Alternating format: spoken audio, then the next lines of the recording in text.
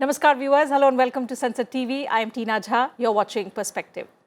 Good governance is key to a nation's progress. Towards making a new India by 2047, good governance is the only way forward. Cabinet Secretary Rajiv Gauba said this at an event marking Good Governance Week 2022. He said Prime Minister Narendra Modi has articulated his vision of good governance, which includes minimum government, maximum governance, and whole of government approach. Towards realizing this vision, a number of efforts have been undertaken to facilitate a participatory, accountable, transparent and responsive government to the people of the country. He spoke about the importance of delayering, delegation of power and digitalization in governance today. So as the Good Governance Week 2022 culminates, we look at some highlights of the event this year, the thrust of the government to improve outcomes and ensure deliverables. Joining us are three distinguished panelists. Let me begin by introducing them to you. With me in the studio is Mr. Surendranath Tripathi, Director General, Indian Institute of Public Administration. Mr. Tripathi, thank you for your time. Welcome to Sansad TV. And joining us virtually is Mr. Shrikant Baldi, his former Chief Secretary, Himachal Pradesh. Mr. Baldi, thank you and welcome to Sansad TV. And Ms. Simran Chaudhary, she's a member, District Panchayat, Meerut. Ms. Chaudhary, thank you for your time as well. Welcome to the program. Let me begin the program today, in fact, with you. First, by understanding what the thrust of the Good Governance Week has been this time. And Panchayat Ki Or campaign was extensively spoken about, highlighted as well. Help us and our viewers understand what this campaign has been, what has been its focus and objective. Actually, if we talk about the rural development and rural areas, we are the right person to talk about because we are the link between the state government and the central government and the rural and the lower people who are actually gaining the benefit or who are actually getting the benefit. Absolutely. So if we talk about the good governance, yeah, I can say that government has done a really brilliant job, and they are going door to door and they are making people aware about their, what their basic needs is, what is their expectation from the government, and what in a good area they can help them to establish themselves in a maybe in a farmer's way or in a good sanity way, in a living way, the roads, everything. So it is a good job, but there are few percepts they have to work on. So we really have to talk about that. Clearly, we'll come back to you and discuss on these aspects on which we still have to work about. But the kind of difference we've made, Mr. Tripathi, in the years, the fact that good governance is all about improving outcomes in the lives of people, providing them services effectively, efficiently and equitably. That's the key. So in all of these areas, how are we faring? What are the kind of difference that we have made in the lives of our citizens? In fact, governance is only about good governance. There is nothing like bad governance and also call it a governance. So let's understand that. Your first question was Prasasan Gaon ki or ya Sasan Gaon ki or. Today the difference between urban and rural is almost vanishing. Same people are coming from rural to urban and urban people are also going at times to the rural area. When the rural person comes to urban area, he sees that there is 24/7 electricity, there is a good school, there is a good school with teachers, there is a health institution with doctors and medicine, he gets 24/7 electricity, good digital connection and all those things. He compares that, why not me? So we the people in rural and urban area deserve similar and same type of services at affordable and accessible point.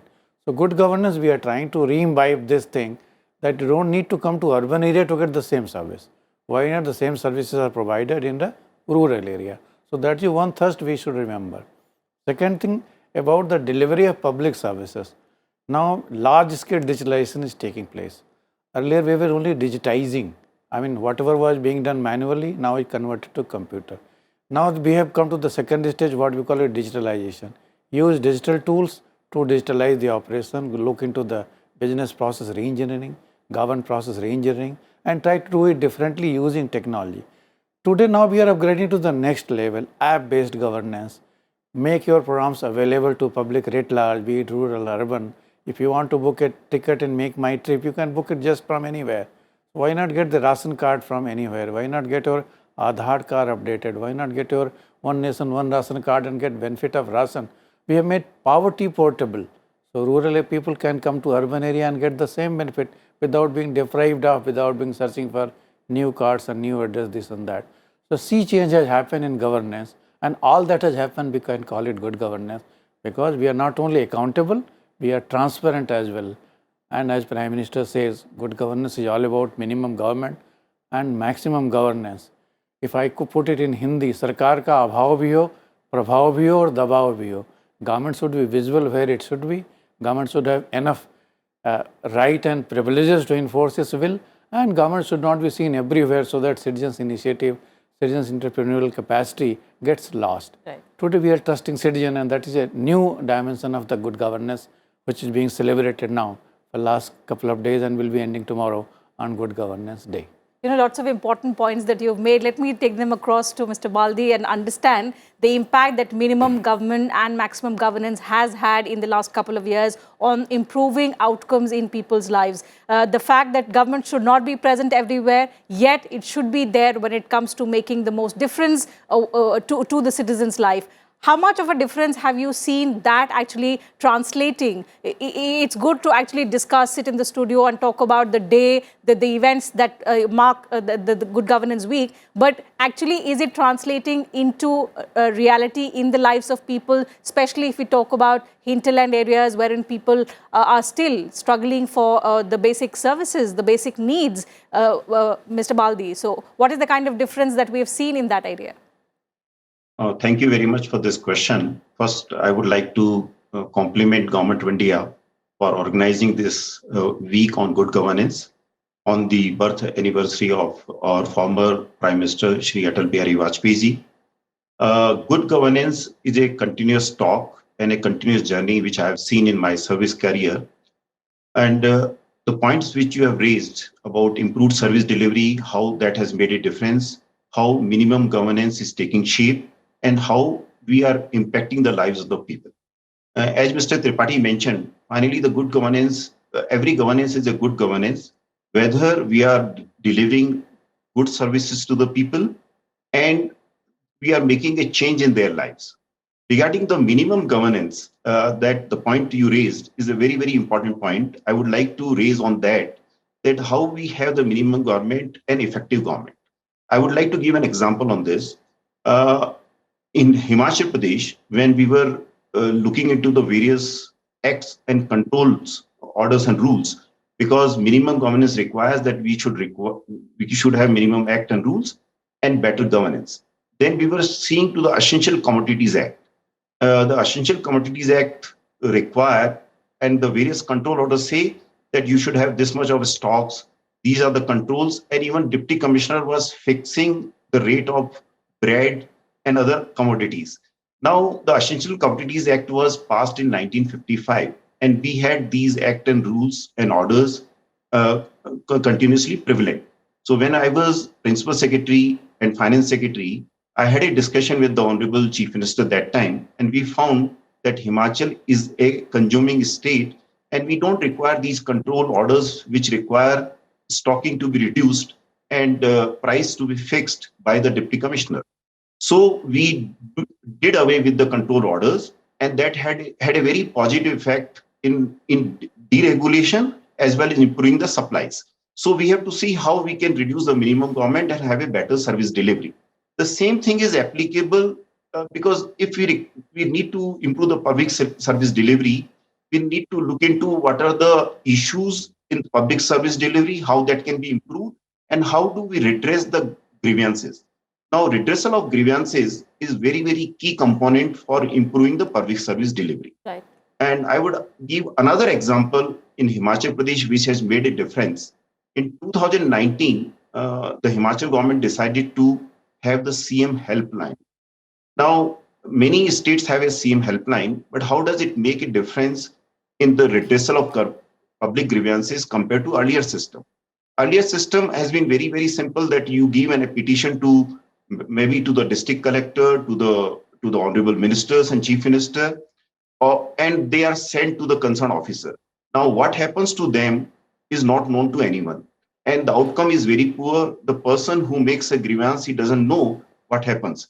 So the difference which has made in CM helpline is that a person sitting at his home can lodge a complaint that he is not getting water supply, or there is a problem in his demarcation, getting the mutation done, and that is registered and that it automatically is transferred to the lowest level, which is to deliver the service. Right. If that is not done, then automatically it goes to the higher level. And unless the person who has filed the complaint is satisfied, that is not settled. You know, So the this system. that's an important point that you're making, and this is something that, Mr. Tripathi, the cabinet secretary also referred to. He said, don't just treat the symptoms, address the root cause. As someone who's been in the system, who understands the importance of redressal of public grievances and its importance, what is the root cause that we have still not been able to address? When we talk about good governance and making lives easier and simpler for people, the fact is their trust, their credibility in the system has to be restored and maintained. What is the root cause of the problem that has plagued our systems? In fact, root cause is the design of bureaucracy. I would like to elaborate.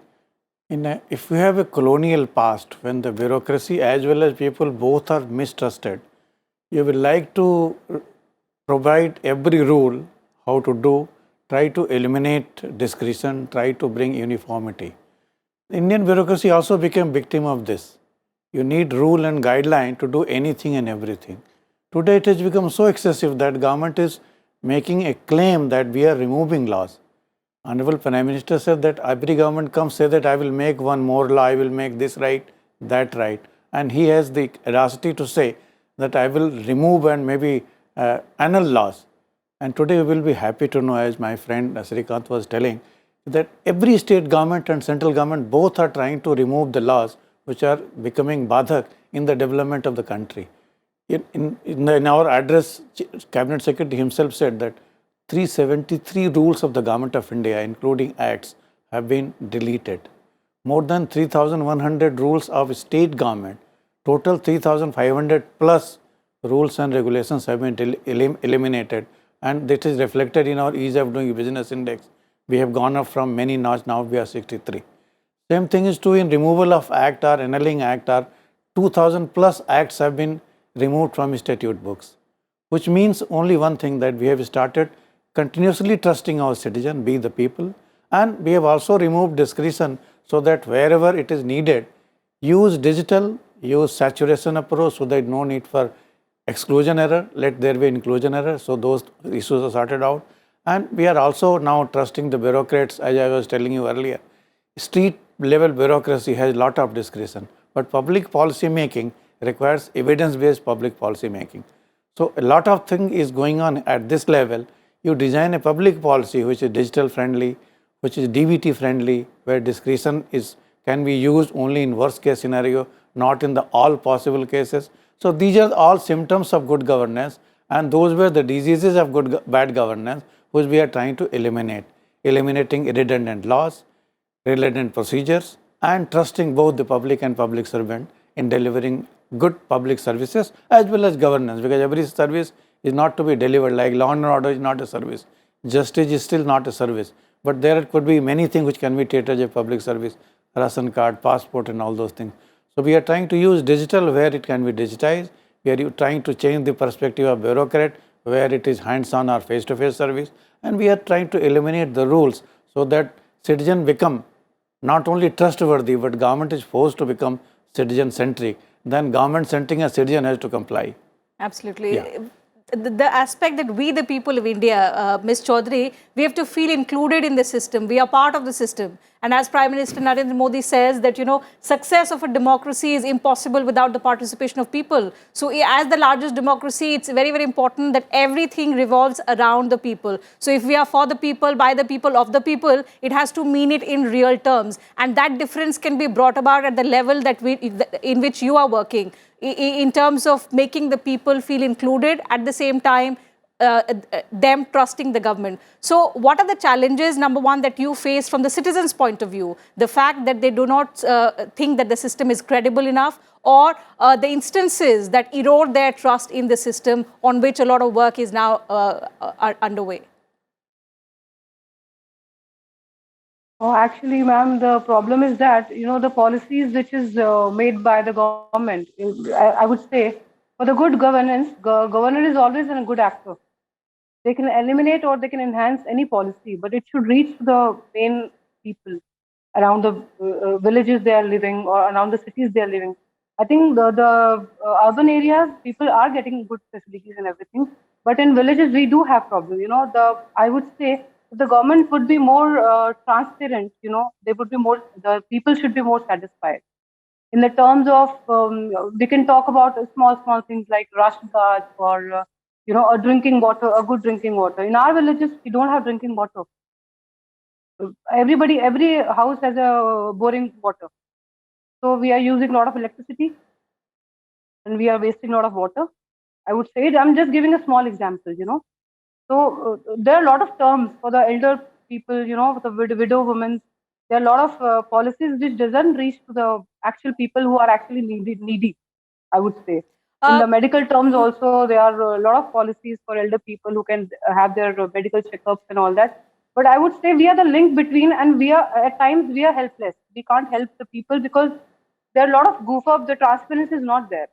We You're right. always You're right. suffer. The issues that you've raised, obviously, they persist and they persist deep in society. There is no denying the fact that we really need to work hard on all of these aspects. But Mr. Baldi, how much is the lack of awareness factor also a major role to play in this? Because maybe citizens are entitled to something which they're not aware of, and which perhaps the middleman or somebody who's in charge is taking advantage of. So that middleman thing has, even though it's been worked upon, but it's not completely vanished from society, and that is making it difficult. So the benefits are not percolating to the section for which it is meant to.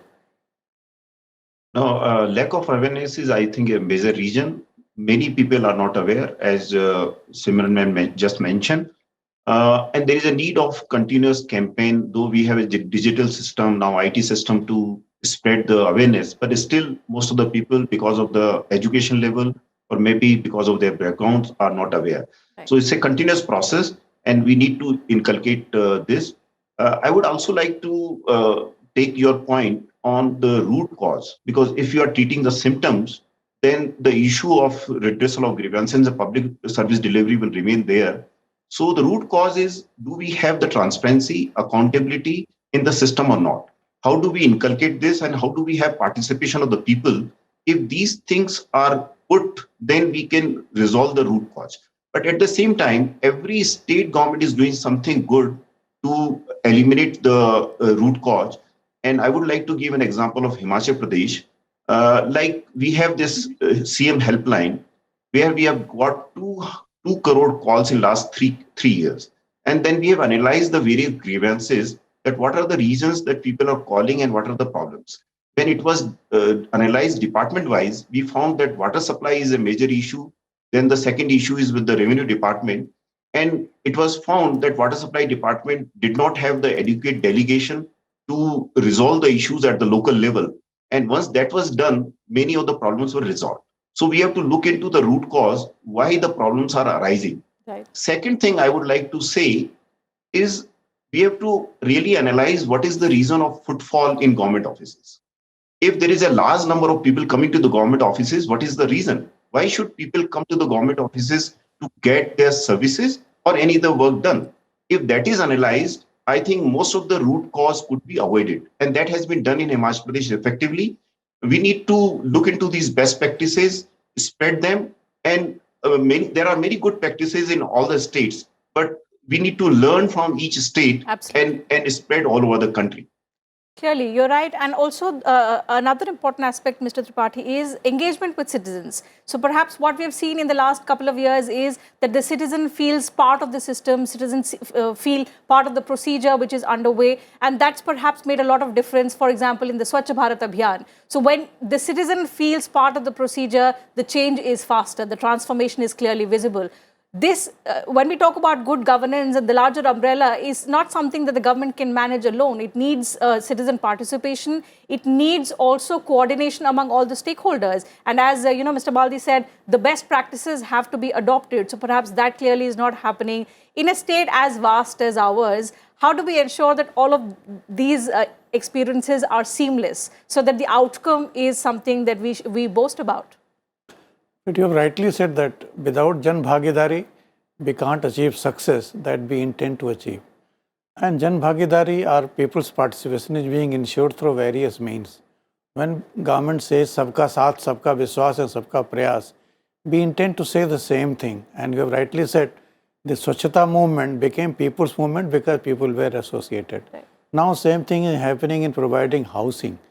Rural housing, everybody who is houseless is getting a house. There is no bhagadori. You use the local material, build up your own house and build up house wherever you can find good place. And more than 4 crore houses are under construction in various types, rural and urban. One should be feeling proud of it. The honorable member from the Panchayat C suggested that drinking water is a problem. Yes, it is a problem. But now Har Ghar Jal, Har Nal Jal, this initiative is a mega initiative of Government of India, and we have, in fact, I can talk about Orissa. Till 2010, Orissa has only 1% people who have a piped water supply in rural areas. Today, that state has covered about 35%. Many states are almost nearly 100%. In fact, Himachal itself is a success of piped water supply as early as 20 years or 15 years earlier. So, and every state is not at the same level. Some states there is no water at all. So it has to be looked into a holistic manner, because you can't remove hunger simply because you have a policy. You have to have adequate storage, adequate system, distribution system, legal system, enablers, and bureaucracy need to be charged to be accountable, trained to be behave in the manner the way government wants, and should be enabled with fund function and functionaries so they can deliver development at the right place in right and adequate quantity, and then can win the trust of the people. People are, suppose I get a benefit and I pay the bribe, that is not a benefit which is worth mentioning. So we have to be transparent and accountable as well. Today the Panchayat Raj system alone has about 2.5 lakh panchayats, about 44 lakh elected representatives. 11 lakhs are women alone. This is another way of making people participate in the process of government. Really? Today we have got more than 9 crore self-help groups, mostly of women. They are also becoming partners in government through Akanksha scheme, through many other schemes. Our aspirational district initiative here, whichever district is not performing well, bring them, uplift them, bring them at the state level first.